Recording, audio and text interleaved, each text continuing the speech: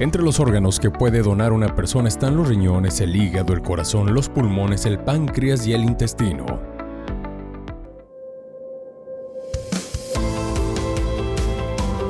Continuamos aquí en nuestra mesa de conclusiones con este interesante tema sobre el trasplante multiórgano. Bueno, pues doctor Marco, hablamos que para que un trasplante pueda ser exitoso se requiere de un manejo multidisciplinario, pero aparte hablamos de un efecto centro. ¿Esto cómo se lleva a cabo aquí en México? ¿Cómo lo refuerzan ustedes ahí en tu unidad de trabajo? ¿En qué consiste? Sí, miren, como platicamos hace unos momentos, el efecto centro es algo que ha definido el éxito en muchos procedimientos complejos. Hablando específicamente del trasplante de órganos, algo que nos ha funcionado es la creación de una unidad de trasplantes o a través del, como en el caso del centro del riñón, que básicamente, ¿qué más referencia puede hacer hasta el nombre del mismo, ¿no? Es un lugar o una unidad de trabajo donde se le puede ofrecer el servicio de atención al usuario de salud, que desde que llega ya con un diagnóstico, que generalmente este diagnóstico ya pasó por varios caminos, ¿no? Vámonos al ejemplo más frecuente, que es el trasplante de riñón. El paciente ya pasó por su malestar, la falta a lo mejor de acceso adecuado a la medicina preventiva, el malestar médico general, de ahí un internista y finalmente fue referido, rebotando, cuando llega ya a un centro especializado, es un lugar donde se le va a poder ofrecer la finura del diagnóstico, y, si es posible, hasta la etiología, pero además todo el manejo complementario que se requiere en esto. Como en toda enfermedad complicada y compleja, no podemos ver al paciente como un individuo único con una sola situación a atender. Tenemos que ver toda su esfera biopsicosocial, emocional, nutricional, para poder ofrecer el mejor tratamiento completo, que va desde el abordaje de su enfermedad hasta un trasplante y el manejo posterior con todo lo que pueda pasar en medio, que son desde su cirugía, complicaciones de la misma o incluso enfermedades que llegan a afectar, que no tienen que ver con el trasplante, pero que requieren un manejo especial y diferente en un paciente ya trasplantado. Tenemos pacientes trasplantados de mucho tiempo, que ustedes lo saben, de repente llegan con algún COVID o con alguna otra circunstancia que requiere un manejo muy puntual y muy específico por su condición de trasplantado. ¿Dónde les va mejor un paciente? Si, a lo mejor hay muchos lugares donde pueden hacerse el trasplante y eso no se va a cuestionar, ¿no? Porque hay gente muy capacitada en muchos sitios, pero donde les podemos ofrecer, y esto nos permite que pues, los centros de trasplante, las unidades de trasplante funjan como esponjas que atraen pacientes, pero que además se les otorga lo mejor que la medicina y la tecnología moderna puede ofrecerles, el manejo en todas estas esferas, el poder detectarles sus complicaciones cuando las presentan o darles un manejo completo y en forma crónica en este modelo, en este esquema de trabajo, a través de una unidad de trasplantes donde tengas tus cirujanos, tus nefrólogos, tus nutriólogos, tus psicólogos, tus médicos de referencia para algunas cuestiones muy, muy específicas, ¿no? El trasplantado se va a fracturar también de repente por alguna actividad deportiva, pero posiblemente el manejo que va a requerir, si es algo quirúrgico, va a tener que sufrir modificaciones en algún tipo de inmunosupresión, vigilar la función de su injerto, a lo mejor ciertos cuidados especiales por su cuestión metabólica, descalcificación y demás, que lo saca del grupo, del universo del paciente rutinario, del paciente común. El trasplantado también la trasplantada va a querer embarazarse. Estamos trasplantando jovencitas de 15, 18 años que parte de reintegrarlas a la vida, aunque no es algo que los invitemos, pero que va a suceder. En la unidad de trasplantes nosotros tenemos ya 47 niños que han nacido trasplantadas de riñón, la mayoría, algunas de hígado a lo largo de los últimos 25 años, y es algo ya que a lo mejor no va a poder, no va a tener el mismo resultado coordinando el manejo de un embarazo, una trasplantada a través de un centro de trasplantes junto con sus obstetras de alto riesgo, que si el paciente se embaraza ya en alguna comunidad lejana sin este tipo de manejo. Es muy importante el poder que el paciente sepa que existimos en este tipo de esquema de trabajo y donde les podemos ofrecer la mejor atención, que va a poder llegar allí y que se le atiendan todas sus cuestiones, tanto las pertinentes al trasplante como de las cuestiones paralelas o satélites que surjan de lo mismo. Un paciente trasplantado que además va a requerir una cirugía bariátrica o un procedimiento oftalmológico, tiene la tranquilidad que podemos nosotros darle su tratamiento, referir o abrigarlo, ir de la mano conjunto con algún otro médico que tenga que intervenir en este tipo de situaciones. Esto es parte del efecto centro.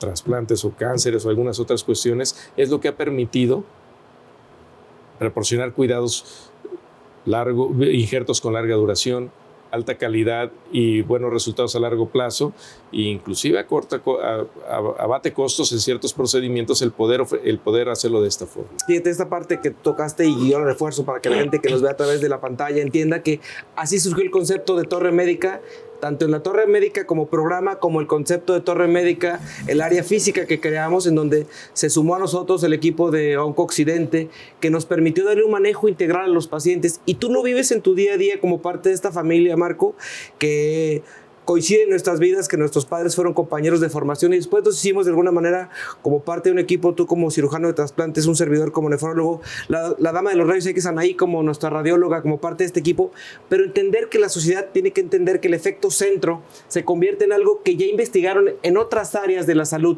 pero entiendo que nuestro país todavía no forma o no concentra de manera cotidiana en todas las partes del país centros especializados para tratar una necesidad que Jalisco, desafortunadamente, estadísticamente, tiene un gran número de pacientes y yo creo que a la gente le interesa saber qué sucede. Yo creo que ese grado de expertise lo hemos ido adquiriendo por la necesidad tan grande de pacientes con enfermedad renal, ¿cierto? Así es. Desafortunadamente, Jalisco aparece en las estadísticas en enfermedad renal. Cuando se habla de México, aparece Jalisco hasta arriba.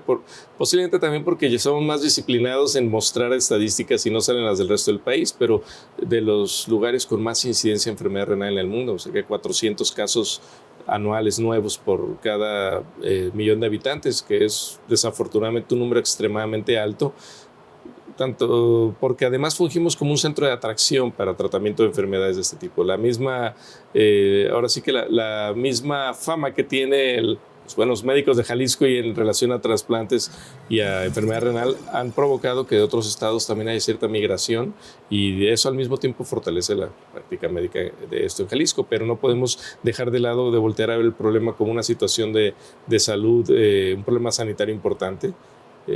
Esta incidencia de enfermedad renal en México y en nuestra comunidad. Hablabas de una parte muy importante, Marco. Yo creo que la parte de prevención creo que es valiosa, así como hemos hablado de la parte de lo que es el manejo y el abordaje técnico del trasplante, pero aparte la parte preventiva para la gente que ya está trasplantada y que tiene la importancia de cuidar y que de repente creen que porque el trasplante le ha ido bien, descuidan esa parte del trasplante. ¿Qué sucede con los pacientes que se trasplantaron en el hospital civil, que se trasplantaron en el centro del riñón y después migraron a la institución pública en donde el paciente se queda sin padre y sin madre porque pertenecer a veces a una institución no le da un nombre de un médico responsable de su trasplante, ¿cierto? Cierto, sí, desafortunadamente, bueno, el trasplante le estamos cambiando la vida al paciente para bien, pero el que tenga buen resultado a largo plazo va a depender también de su apego a su seguimiento. Además de que acuda a un grupo adecuado con experiencia en el manejo de su condición médica, el paciente debe de mantener esa constancia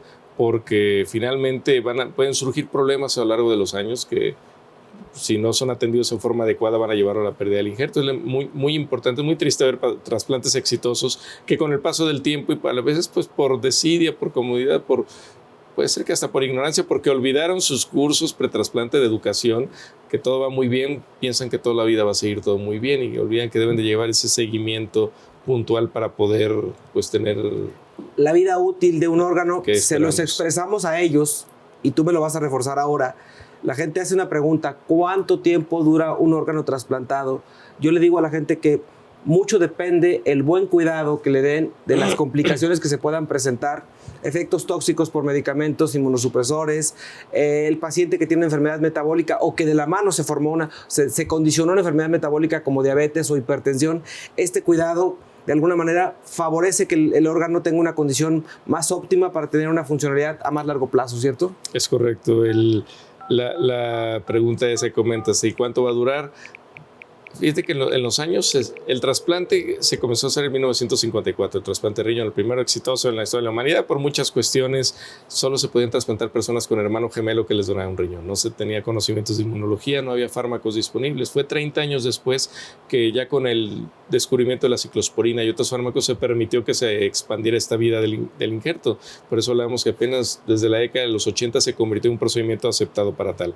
Pero los primeros trasplantes que se hacían en los 70s, 80s, la vida que se esperaba de ese injerto era de un año y medio. No había muchas opciones para cuidarlo. Se ha ido aprendiendo, han pasado el tiempo, la ciencia ha hecho presencia, la investigación actualmente, y esperemos que el problema en trasplante también es que como estás viendo un procedimiento a largo plazo, los estudios, lo que hoy comienzas a implementar, ya sea un nuevo fármaco, un nuevo cuidado, no vas a ver sus resultados o poder decir que aumentaste la sobrevida de un injerto hasta dentro de 20 años, porque es cuando ya puedes voltear hacia atrás y ver qué tanto impactó la modificación que hiciste. Pero hoy por hoy, cuando yo me formé hace 25 años, la vida media de un injerto, de alguien que donaba en vida, que recibía el injerto de un donante vivo, era de la mitad que los que se trasplantaban. Se esperaba que por lo menos vivieran 15 años ese injerto en forma útil. Ahorita ya le estamos apostando a 25. Esperemos que con la inducción de medicamentos, la timoglobulina que entró al país también hace menos de 2 décadas, llevamos apenas trasplantando con timoglobulina aquí en México 15 años, creemos que esto va a cambiar un poco y que va a aumentar la sobrevida por algunos años. Y nuevos fármacos que se están cada vez buscando, menos tóxicos, más inducción de anticuerpos, más conocimiento sobre modificar la respuesta del cuerpo, pero aún así sigue siendo indispensable un buen apego y disciplina por parte del paciente para poder hablar a largo plazo de resultados adecuados. Pues creo que este tema es muy importante para todos y hablar de un tema de trasplantes, pero un centro especializado para esto lo ha desarrollado y lo ha trabajado mucho Centro de Unión Guadalajara, que de alguna manera conformamos como equipo y como gran familia. Vamos a ir al glosario médico y te agradecemos que participaras de esta entrevista tan importante y tan interesante para la sociedad. Continuamos, doctor Médica. Gracias. Continuamos.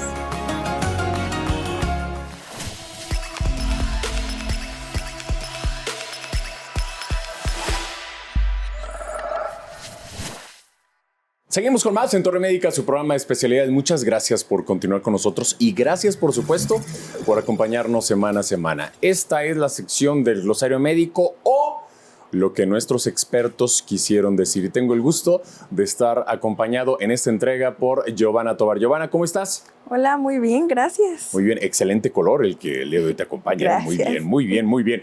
Estamos platicando sobre trasplante en Jalisco, por supuesto, ¿no? La procuración como tal de órganos, y la primera palabra que queremos nuevamente traer a colación o traer con usted es la donación, y es justamente esa cirugía en donde se trasplanta de una persona con un órgano sano a un donante, un órgano como tal que él requiere.